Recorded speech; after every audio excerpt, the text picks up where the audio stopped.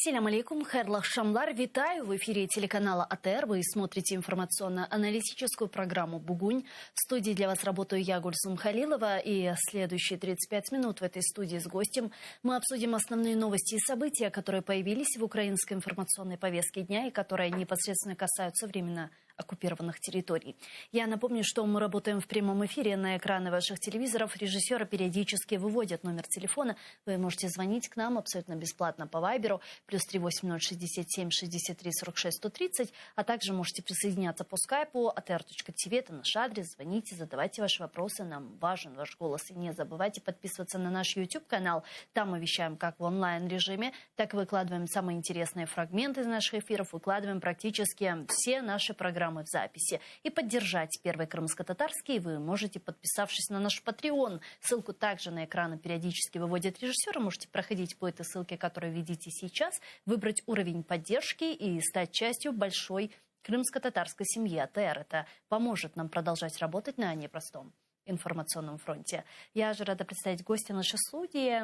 В'ячеслав Кириленко, віце-прем'єр з гуманітарних питань 2014-2019 роках, нардеп 3-8 скликань. Пане В'ячеславе, вітаємо вас. Селям алейкум. Добрый вечер. Ну что ж, я предлагаю начать наш эфир со следующих новостей. Как известно, вчера, 1 февраля, вице-премьер-министр Великобритании Борис Джонсон прибыл с рабочим визитом в Украину. Он встретился с президентом Украины Владимиром Зеленским, после чего Джонсон и Зеленский дали пресс-брифинг журналистам, на котором президент Украины заявил, что обговорил с Джонсоном дополнительные шаги сдерживания российской агрессии. Вот прямая речь президента. Тут моя думка відома, а слово «стримування» доводить її логічність. Будь-які заходи дієві до, а не після. Профілактика краще, ніж реанімація. Це доводить і нещодавнє рішення британського уряду, за що ми вдячні, щодо розробки закону, який посилить та розширить санкції за агресію проти України. Ну а премьер-министр Великобритании Борис Джонсон уверен, что россиянам важно объяснить в случае войны, что мощная украинская армия будет защищать свое государство до последней капли крови. Ми робимо, що можливо, для того, щоб посилити спроможність України чинити опір. Саме тому і ми надіслали 2000 легких протитанкових ракетних систем. І ми навчаємо військових в Україні. Але я думаю, що найкраще, що ми всі зможемо зробити, це все-таки донести до російських громадян можливість того, що відбудеться, реальність того, що українці боротимуться, вони битимуться за свою країну. І українці будуть боротися до останньої краплі крові. 200 тисяч війська України є дуже потужними, тому російські матері мають пам'ятати про життя своїх синів. І, можливо, це утримає Путіна від посилення конфлікту, і ми залучаємося до діалогу задля цього. Ну, в последнее время действительно мы видим небывалое количество визитов западных лидеров в Украину. Буквально за 2 недели вот Борис Джонсон, Моровецкий, сегодня представитель Норвегии, Нидерландов. Послезавтра президент Турции Реджеп Тайип Эрдоган. Потом в Украину должны прибыть министры иностранных дел Франции, Германии, Австрии, Словакии, а также Чехии ожидается. Вот как вы думаете, все эти визиты, дипломатические переговоры, это все сдержит российскую агрессию дальнейшую? Цього не знає ніхто. Я думаю, що Путін як головний варіант розглядає масштабне вторгнення до України, оскільки лаври того, хто повертає ніби всі їхні землі, не дають йому спокою. Йому сподобалося, як це трапилось із Кримом, коли відбулася окупація і анексія. Йому сподобалось тоді, наскільки була реакція Заходу, але вона була млявою і недієвою в силу багатьох причин. Вона, звичайно, зростала потім по мірі окупації Донбасу і інтенсивності бойових дій, які розпочалися. Але спочатку реакція була млявою. І от він думав заскочити Захід зненацька, знову прокатати, так би мовити, майже кримський сценарій, сказати, що тут всі хочуть справедливості і добра в Україні. А по всій Україні, в Росію. либо по отдельным регіонам, як ви думаєте? Цього ж ніхто не знає, але ми бачимо карту розташування російських військ. І ми бачимо, що практично весь периметр українського, російського і українсько-білоруського кордонів – це великі скупчення російських та білоруських, читай, тих же російських військ. Тому що Білорусі як суверенної країни зараз під правлінням Лукашенка, який вже незаконно обраний на 105-й термін, так би мовити, немає. Білоруський народ є, який братній до нас, а білоруської суверенної держави немає. Це вже слуги Росії в плані державних людей, які виконують рішення російські, а не білоруські, але засідають у Мінську. От вони всі оточили Україну і починають додавати все нові і нові вимоги. Ну, спочатку не йдіть в НАТО, тепер у них офіційна вимога. Даси ж таку обіцянку не піти, якщо хтось раптом на Заході дасть. Вони почнуть вимагати ще чогось. Не йдіть в Євросоюз, відмовтесь від вашої ідентичності, не дружіть з кримськими татарами чи із Турецькою республікою. Не майте самостійної зовнішньої політики, а все погоджуєте з Москвою, бо це ж тоді може загрожувати національній безпеці Росії. Ми це все проходили в нашій історії. До речі, і українці, і кримські татари мають сумний досвід взаємодії з росіянами в усі часи Російської імперії. Зараз це так само Російська імперія, тільки трохи модернізована, і яка тероризує всіх газом. І всі ці домовленості закінчувалися тим, що йшли на одну поступку, і потім, починаючи з пальця, Росія відкусувала руку. Тому зараз Захід міцніше виглядає, особливо наші друзі із Великої Британії і Сполучених Штатів. Візит Бориса Джонсона ще раз це довів. Він підтвердив прагнення постачати оборонну зброю і надалі, тренувати наших військових, а це вже відбувається. Британці тренують наших військових і вже давно, ще до конфлікту. Імовірно, це почалося. Він підтвердив намір грошової допомоги великої. Він говорив 2 мільярди фунтів стерлінгів. Ну, він говорив... Якщо 2 мільярди, то добре. Я стикався з меншою цифрою, але так сказав чим більше, президент тим України. краще. Чим більше, тим краще. От, але в будь-якому випадку це великі гроші, на які дають згоду британські платники податків, бо британці підтримують Україну і нашу боротьбу. І тому зараз, коли от всі ці західні люди, європейські лідери високого рівня їдуть до України, звичайно, це вони їдуть від того, що ситуація драматична, але насправді ми повинні також і цінувати це, і розуміти, що ця увага, яка зараз прикута з боку світу до нас, вона дорогого коштує. Це унікальний, з іншого боку, момент для України. Ще раз і ще раз показати, що ми велика, горда, вільна європейська нація, що ми ніколи не здамося на милість окупанту, що ми стоїмо не лише за себе, а за спільні цінності. Ми ж крайній східний кордон Європи. Так. І ми разом захищаємо ті цінності, які спільні в багатьох напрямках для всього західного світу. І це означає, що ось цей форпост, яким тепер є Україна, повинен отримати все зростаючу підтримку. І якщо цю підтримку Путін буде бачити, принаймні бачити, то він уже буде по ходу свого життя політичного коригувати плани. Але якими вони є, і наскільки є остаточним і реалістичним намір повномасштабного вторгнення, ми не знаємо. Але готуватися ми повинні саме до цього. Я предлагаю підключитися нашому ефіру зараз Ярослава Божко. Він з нами на прямому зв'язку, голова Центру політичних студій «Доктрина». Пане Ярославе, вітаємо вас. Селям алейкум. Вітаю вас. Да, вітаю. Пане Ярославе, что важного вы для себя непосредственно подчеркнули от вчерашних переговоров президента Украины с премьер-министром Великобритании Борисом Джонсоном? И как вам этот тройственный союз, о котором вчера также объявил министр иностранных дел Украины Дмитрий Кулеба, Британия, Польша, Украина? Ну, насправді треба сказати, що ось цей тренд на створення регіональних якихось блоків, які більше занурені у вузьку регіональну специфіку, це вже, по суті, загальносвітовий тренд. І це добре, що Україна слідує за цим трендом, тому що далеко не усі наші безпекові, економічні, воєнні потреби можна закрити суто через співробітництво з такими великими установами, як Євросоюз або НАТО. І дійсно створення ось цих регіональних контекстів, і асоційоване тріо, і квадрига, і Люблінський трикутник, і тепер ось цей Україно-Польсько-Британський союз – це, в принципі, ще одна сходинка назустріч більш реалістичній зовнішній політиці України, яка вже будується не стільки, знаєте, на просто лояльності якихось міжнародних організацій до нас, але й на пошуку точок перетину з окремими національними урядами. Знову ж таки, це і для Британії один з елементів вписування її інтересів, просування її певного порядку денного у світі після Брекситу, тому що, по суті, Брексит анулював значну частину міжнародних договорів для Британії, які довелося перепідписувати з нуля.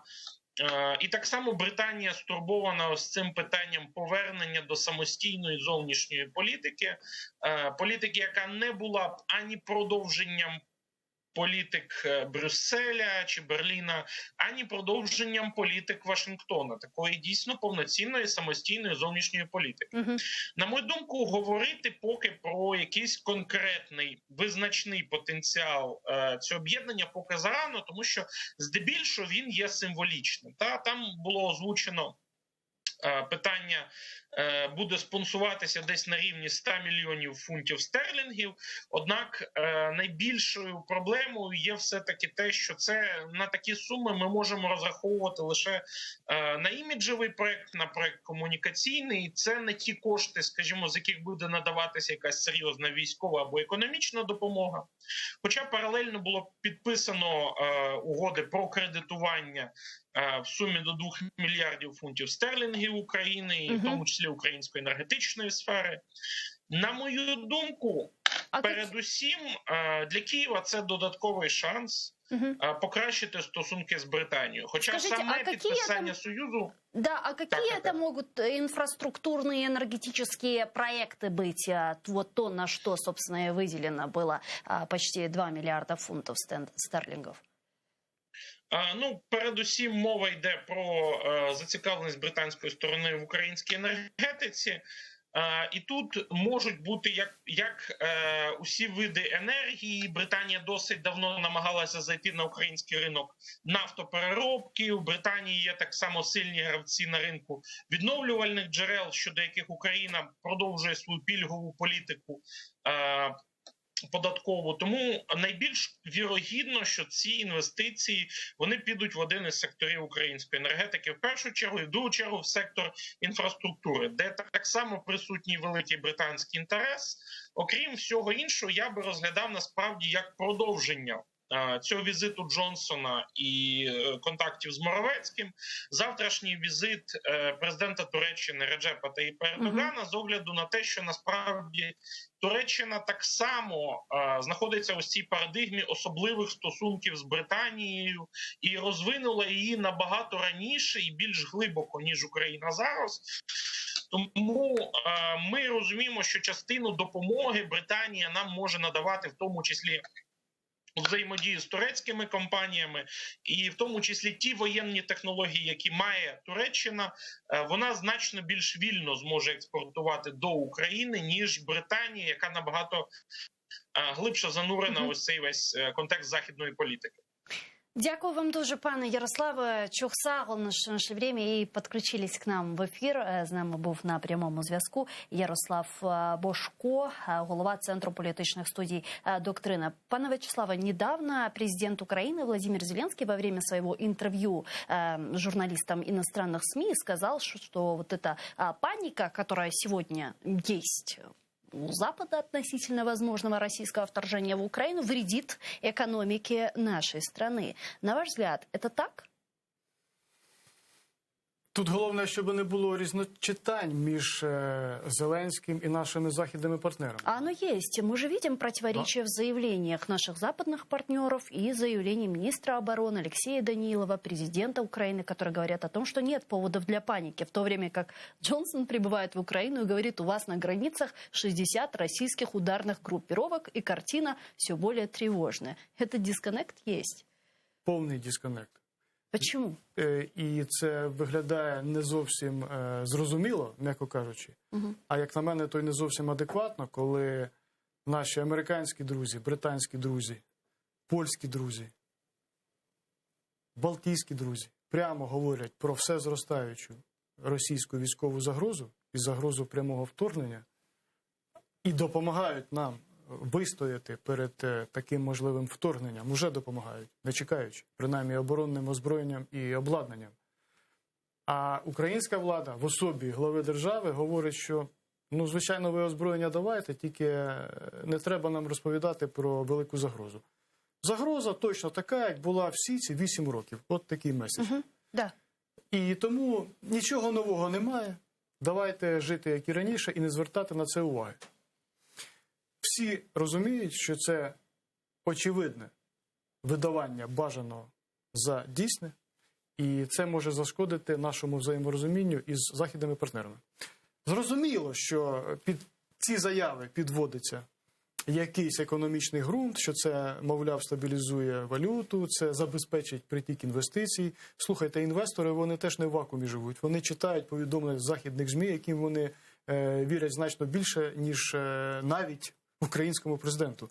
І мільярдні, і трильйонні інвестиції зараз на цьому етапі сюди надавати в силу об'єктивних обставин ніхто не буде. Навпаки, бізнесмени, в тому числі і британські, і американські, виступили із публічною заявою про те, що зараз час бізнесу перед обличчям можливого реального військового вторгнення Росії до України об'єднатися і висловити свою неповагу до таких дій, а також попередити про санкції з їхнього боку. Да. З боку великого і надвеликого крупного бізнесу. Ну, припустимо, керівник компанії Virgin 3 дні тому написав колонку на своєму сайті, яка розійшлася по всьому світу саме на цю тему.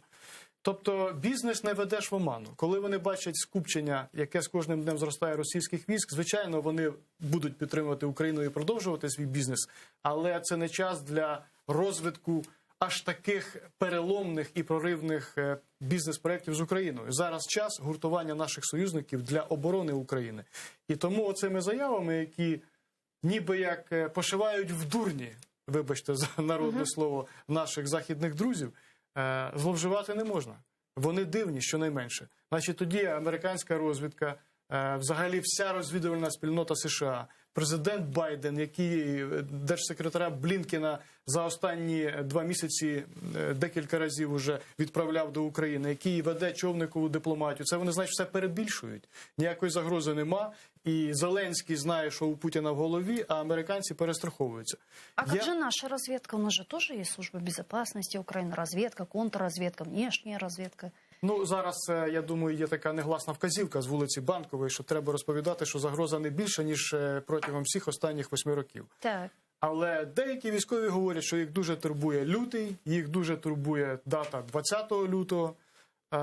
Принаймні керівник організації спецоперації АТО, яка відбувається, Залужний. Організація Об'єднаних Сил. Він говорить прямо про це число, і це співпадає із тим, про що говорять наші західні друзі. Тому я також прихильник не перебільшування паніки, тому що паніка – це, звичайно, найгірше, що може бути у цій ситуації, в цій обстановці.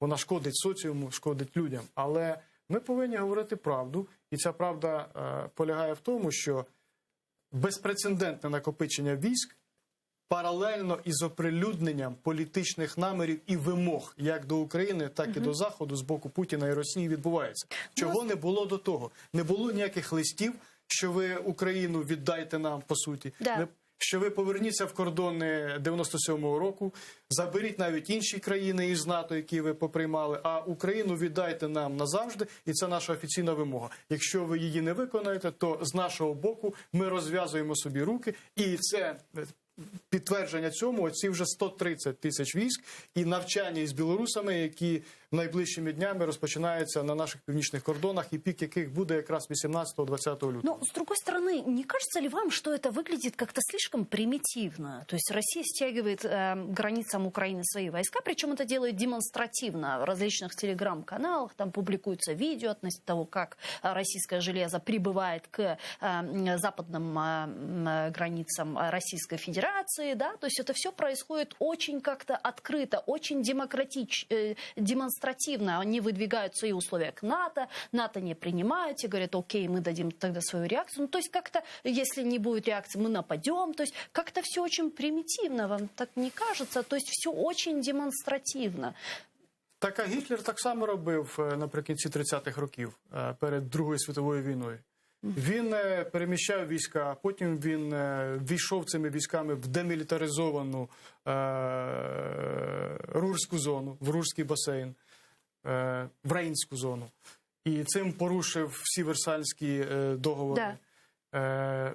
Союзники і на той момент не вірили, хоча тоді вони могли припинити будь-які просування Гітлера малою кров'ю і рішучими діями, тому що вони на той момент були значно сильніші. Мюнхенський договір, який дозволив забрати частину Чехії, Судети Гітлеру, а потім окупувати і всю Чехію, і розв'язав йому руки для наступної прямої агресії проти Польщі. Все це відбувалося на очах всієї Європи, і так само нікому не хотілося вірити. Не те, що не вірили, але вірити не хотілося. Тим більше риторика Гітлера була в багатьох випадках десь така, як зараз у Путіна. Ні, ну ми не будемо нападати, якщо ви не будете переслідувати там у Чехії наших судетських німців. Ми не будемо, ну ми все одно це заберемо, а потім подивимося, що ще собі забрати. І це саме стосувалося і нападу, який відбувся 22 червня. Так само відбувалося пряме пересування військ, але ніхто в Кремлі, вони тоді були в іншій ситуації. Зараз вони ніби як на місці Гітлера. Вони накопичують, наступають і хочуть всіх шантажувати. А тоді вони опинилися в ролі жертви, але яка, думаючи, що вона сильна, все одно не хотіла вірити, що скоро їй доведеться вступити в пряме протистояння з Гітлером, та ще й з яким був акт про ненапад. Тобто ситуація ця повторюється значною мірою, оскільки ці пересування військ є, але ніхто в цивілізованому світі не хоче вірити, що можлива гаряча війна прямо в Європі, яка, звичайно, залучить до себе багато і інших націй, оскільки претензії не лише до України. А хто сьогодні в Європі, на ваш взгляд, виконує роль Чемберлена по умиротворенню агресора? Ну, дякувати Богові, такого повного Чемберлена немає. Але ми знаємо, що континентальна європейська політика, вона лишається лояльною до Росії. Німці, я думаю, хочуть запустити Північний потік-2 і поглибити свою залежність від російського газу. Очевидно, вони не до кінця всі політичні наслідки усвідомлюють, хоча я далекий від думки, що німці легковажні люди. Якраз ні. Це усвідомлена політика, і вона, звичайно, йде всупереч прагненням значної частини інших країн Західного світу. Те саме можна говорити про французьку політику, яка все-таки більше налаштована на умиротворення, дипломатичні місії, розмови з Росією. Тобто вони ніби як демонструють ось такий більш ліберальний підхід до Путіна, але це все-таки не має нічого спільного з Чемберленом, оскільки відповідь американців на російські вимоги прийшла паралельно із відповіддю НАТО. А НАТО – це всі західні альянти, і вони розписалися і підписалися у тому, що у них на всіх одна спільна точка зору. І вона полягає в тому, що вони не припиняють політику відкритих дверей щодо будь-якої країни, яка хоче перебувати в НАТО. Для України понад усе. Вчера, кстати, вы знаете, что президент Российской Федерации Путин встретился с президентом Венгрии Орбаном. И по итогам пресс-конференции Путин прокомментировал вопрос вступления Украины в Североатлантический альянс. И вот что он сказал, давайте вместе послушаем. Ведь в доктринальных документах самой Украины написано, что они собираются вернуть Крым, в том числе военным путем. Не то, что они говорят на публику, а в документах написано. Представим себе, что Украина является членом НАТО и напичкана оружием, стоят современные ударные системы, так же, как в Польше и в Румынии. Кто помешает? И начинает операции в Крыму.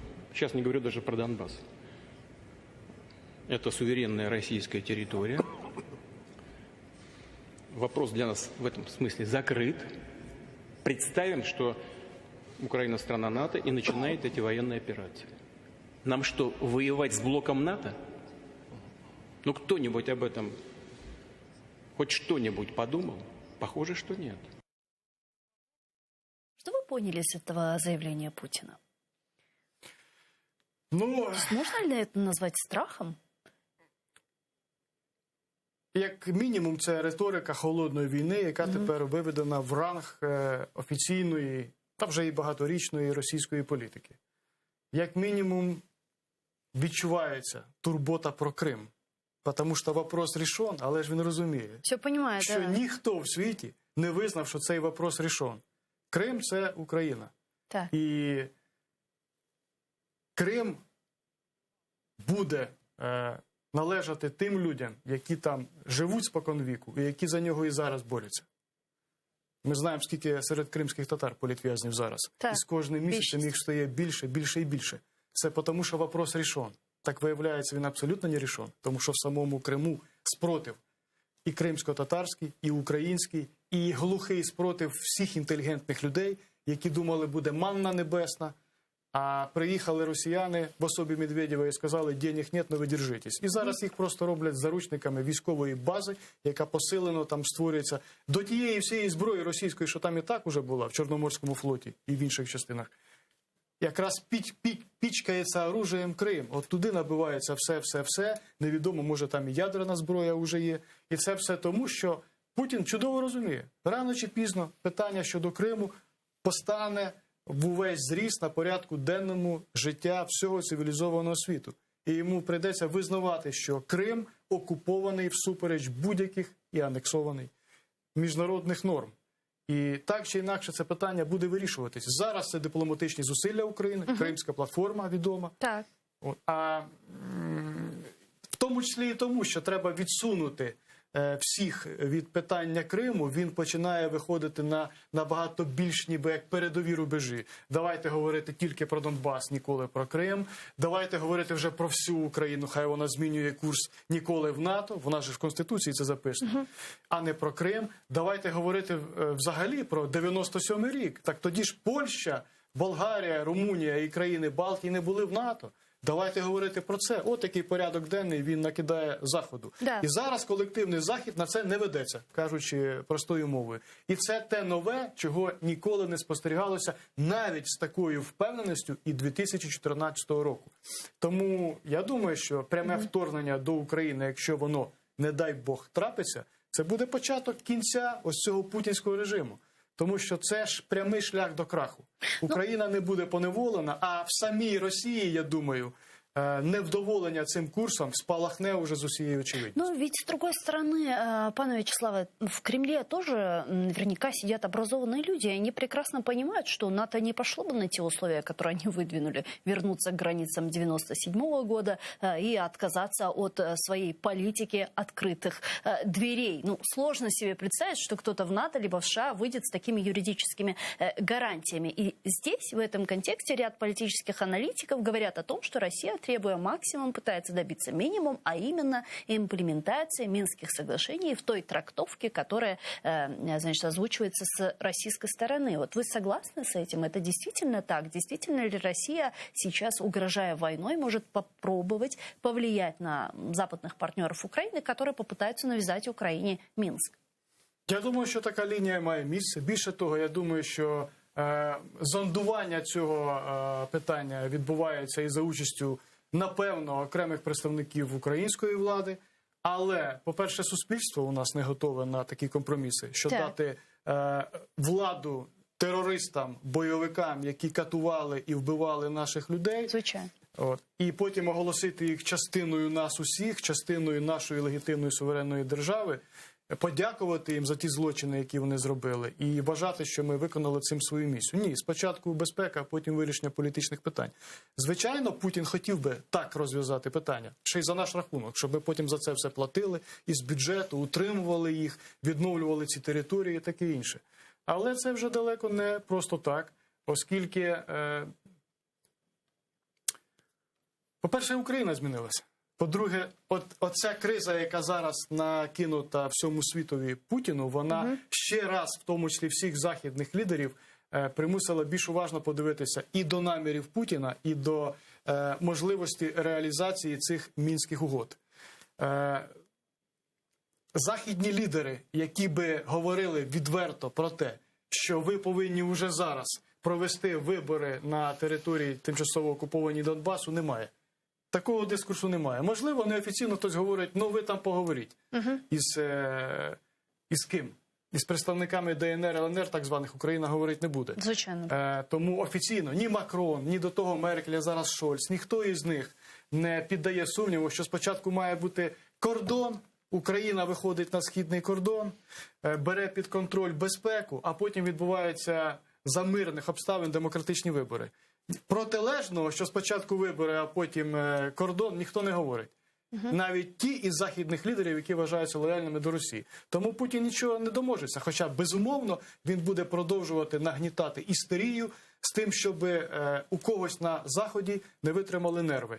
Ну, але, звичайно, основне терпіння і готовність вимагаються від українського народу. А как вы думаете, даже если порядок выполнения Минска будет именно таким, каким его интерпретируют в Украине, да? Сначала все решаются вопросы по безопасности, Украина устанавливает свой контроль на украино-российской границе, проводит демилитаризацию территории, потом верификацию демилитаризации, да? То есть и после этого выборы. Разве там реально демократичные выборы после 8 лет оккупации этой территории?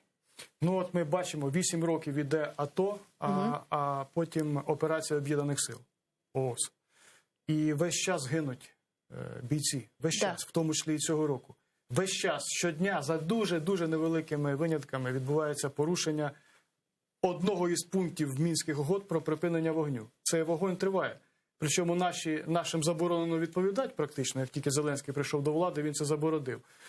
А провокації з російського боку тривають. Тобто будь-які уважні і доброчесні спостерігачі, ОБСЄ чи будь-яка інша організація, ООН хай сюди когось керує, будь-хто інший, коли побачать реальну ситуацію лише на лінії розмежування, зрозуміють, що станом на зараз проведення будь-яких демократичних виборів в принципі неможливо. Це по-перше. По-друге, навіть після того, коли будуть виконані Мінські угоди в тому сенсі, що спочатку безпека, а потім політика, ці вибори можна буде оголосити тільки тоді, коли громадянське суспільство прийде до тями, так би мовити. Коли все це насильство, весь цей шантаж, всі ці переслідування за політичними ознаками, етнічні чистки, переслідування українців і українськомовних людей, катування їх у підвалах, як велика психологічна травма, хоч трохи буде пом'якшено. Тобто питання з Донбасом дуже складне. І говорити те, що це можна за раз, два, три виконати Мінські угоди, в будь-якому їх прочитанні просто не доводиться. Мені здається, що навіть набагато для Путіна більш зрозумілий і звичний для нього шлях – це визнати так звані ДНР, ЛНР рішенням Совєта Федерації. От я думаю, що це один із тих кроків, які на нас може чекати. А може на це пойти? Ну, безумовно, він же пішов на визнання Абхазії і Південної Осетії. Да. А, до речі, у цій відповіді НАТО... І сузив маневрування для себе при цьому. Так, тому що це ж... Ви правильно говорите, оскільки він тоді звужує площину для маневру і участь, в тому числі міжнародної спільноти, у якості посередників і у розв'язанні цих конфліктів. Але у відповіді НАТО і Сполучених Штатів, яка сьогодні оприлюднена у західній пресі, сказано, що перш ніж вимагати від західного світу відвести свої війська із країн НАТО і ставити будь-які умови Україні, ви, росіяни, відведіть свої війська прямо у вигляді російської армії чи закамуфльовано у вигляді миротворців із Придністров'я, із Грузії. Південної Осетії, із Абхазії, ну щонайменше. Там же стоять ваші війська. Тобто Грузія, Молдова, суверенні країни частково окуповані, Україна частково окупована. І ви починаєте шукати сміття у оці когось іншого, коли у вас поліно у цьому оці, коли ви давно з кривавими руками виконуєте роль жандарма імперського на цій постсовєтській території, тероризуючи цілі народи, не даючи їм спокійно розвиватися, так як вони хочуть.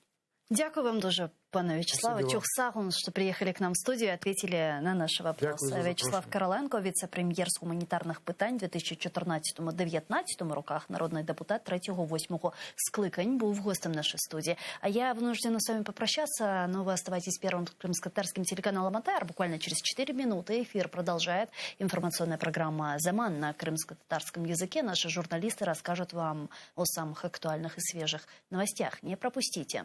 Коршкенч.